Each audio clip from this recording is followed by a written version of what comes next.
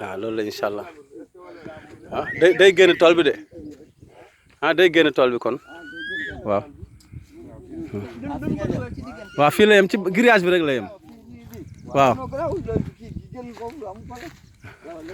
na wala nii waaw voilà salaan boobu ci la bokk loolu ci biir tool bi la loolu la incha allah ngeer waaw ngeer la waaw.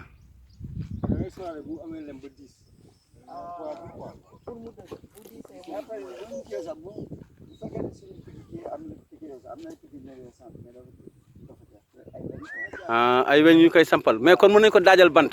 waaw soit boo amee même bu fekkee ne ni ñu ko kii nii. waaw boo amee ñaari taket. waaw bari am fuus nii. waaw bu nekk kii nii rek. ah Ousmane léegi dañuy daaj ay bant rek teg ko ci ñun dañ pour bu amee poids. mais bu fekkee amul kii nii fan yi boo amee léegi da ngeen teg benn piquet nii teg benn piquet nii rek léegi dugal ko si nii même fekkee ne mën ngeen kii nii waaw léegi léegi téye baax rek à peu près bu yegg ko kii baax. waaw waaw.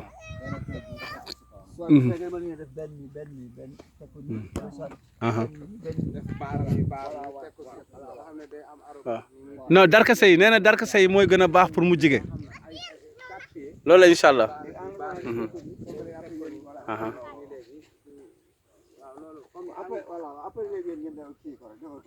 waaw daañu ko placé waat.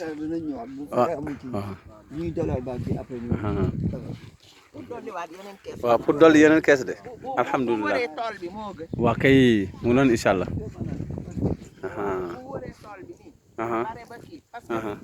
dañu envisagé budul si biir kii bi fii si biir daara ji nit ñi di ñëw di ko fi sàkk bu ñu amee benn point de vente tamit ci kaw tali bi daara kennal yàlla waaw kay bind ko ci nga xamante ne foofu tamit dañ fay jaay lem bi macha allah ok mën a jaar pour waaw di ko jël loolu am na solo. xam naa comme du am na ay kii sax am na moo dañ commandé ko fi léegi mi ngi ci ministère bi pour ñu ay appel d'offre bi am na kees yoo xam moom moo gën a kii quoi moo gën a adéquat moo gën a adéquat yi traditionnel la rek waaw léegi yooyu moom même bu ñu amee ñaari bi ay dem teg ko nii la kii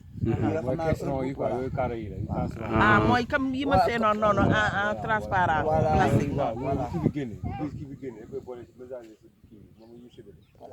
léegi en ce moment léegi comme xam naa bu doonee kii moom nga leen ci mën a prévoir léegi bu kii léegi bu génnee nan laa koy yëgee pour mun a